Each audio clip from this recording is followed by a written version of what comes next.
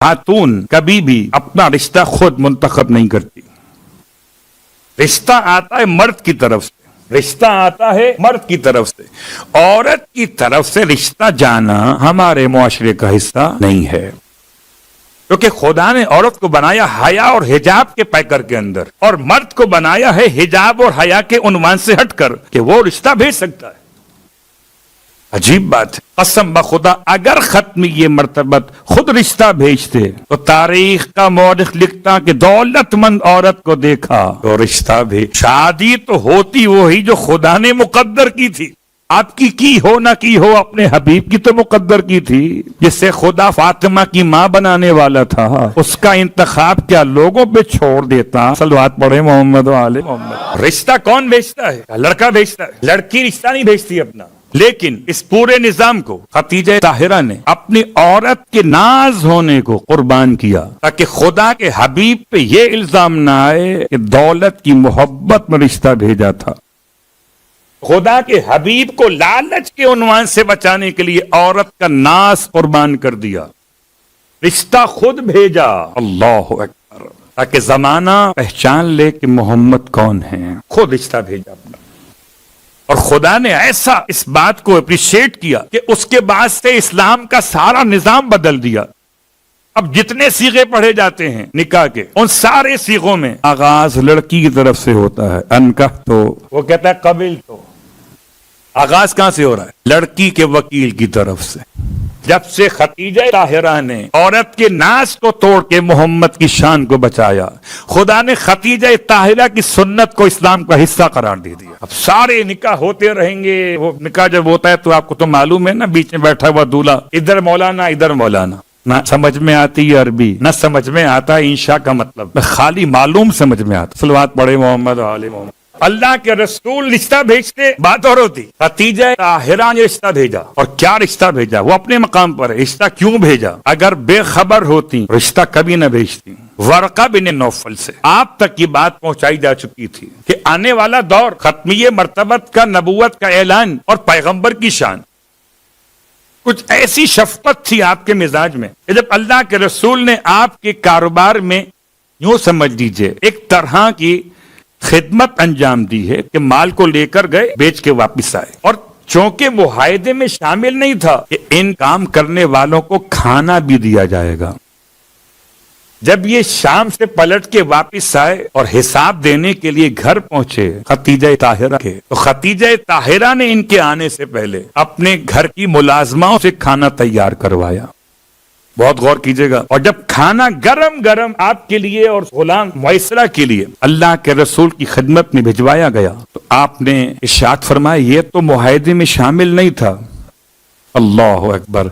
जो मुआहदे से हटकर शफकत करे उसे खुदा कुछ तो इनाम देगा, और ऐसा इनाम परवरदिगार आलम ने रखा खतीजा ताहिरा के लिए कि अब वो अगर तलाश करें कुरान मजीद से इंशाअल्लाह तकरीबन 7 या 8 आयात की गुफ्तगू होगी। आज सिर्फ वो खास जुमला बयान कर रहा हूं।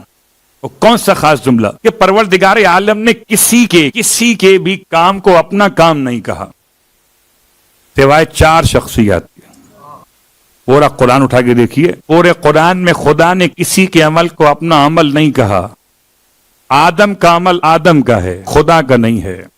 नूह का अमल नूह का है, खुदा का नहीं है। इब्राहिम का अमल इब्राहिम का है, खुदा का नहीं है।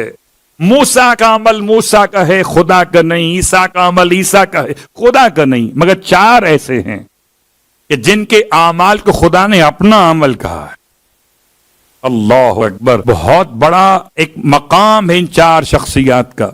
पहली शख्सियत कौन? अभी माह मुबारक रमजान में आप 17वीं शब में सुनेंगे, सुब्हानल्लज़ी अस्रा बिअब्दिही लैलन मिनल मस्जिदिल हराम इलल मस्जिदिल अक़सल्लज़ी बारकना हौलहू लिनुरियहु मिन आयातिना। आंखें वो जात जो ले गया। लेके कौन गया था? जिब्राइल। और खुदा ने जिब्राइल के अमल को अपना अमल कहा। असरा बिअब्दिही, लेके कौन गया था? पैगंबर को। जिब्राइल। खुदा कहता है खुदा ले गया, सुब्हानल्लज़ी अस्रा बिअब्दिही। तो खुदा ने जिब्राइल के अमल को अपना अमल करार दिया।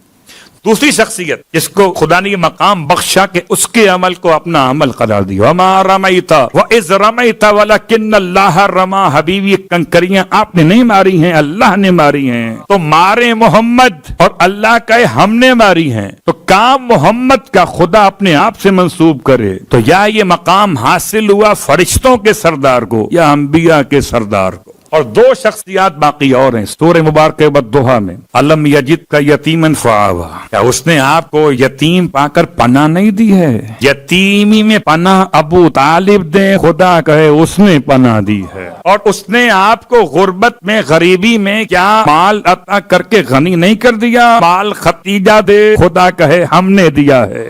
تو پورے قرآن میں 4 شخصیات ہیں جن کے عمل کو خدا نے اپنا عمل کہا، جبرائیل امین سردار ملائکہ، ختمی مرتبہ سردار انبیاء، اور باقی ختیجہ طاہرہ اور ابو طالب علیہم الصلوۃ والسلام۔ اب ان 2 شخصیتوں کا اگر موازنہ کرنا ہو تو 9 مسلموں سے مت کرنا، یا محمد سے کرنا یا جبرائیل سے کرنا، ان کا موازنہ ان 9 مسلموں سے کہاں۔ صلوات پڑھے محمد وآل محمد۔ ختیجہ طاہرہ کی شخصیت میں آج کی حد تک کچھ مسائل آپ کی خدمت میں اور بیان کر دوں کہ ہم اپنی زندگی سنوار سکتے ہیں ختیجہ طاہرہ کی شخصیت کو اپنی آئیڈیل بناتے ہوئے، ایسا آئیڈیل تو مشکل ترین حالات میں، اور کوئی صاحب ثروت و دولت کے بعد اسلام کا حامی کیسے ہو سکتا ہے؟ ختیجہ طاہرہ کی سیرت پہ عمل کر اتنا بڑا سرمایہ، 70,000 اونٹوں پر جس کی تجارت ہوا کرتی تھی، اس نے پیغمبر کی ایسی خدمت کی کہ کیا کوئی کنیز کسی آقا کی خدمت کرے گی؟ کیا کوئی کنیز کسی آقا کی خدمت کرے گی؟ ایسی خدمت کی، اللہ اکبر۔ اب خدا سے ایسا راز و نیاز تھا ختیجہ طاہرہ کا، قسم بخدا ختیجہ کے دل میں دولت کی محبت نہ تھی اور رسول خدا کی محبت دل کے باہر نہ تھی، اسی لیے سب کچھ اس پہ قربان کیا جس کی محبت خدا نے دل میں رکھی تھی۔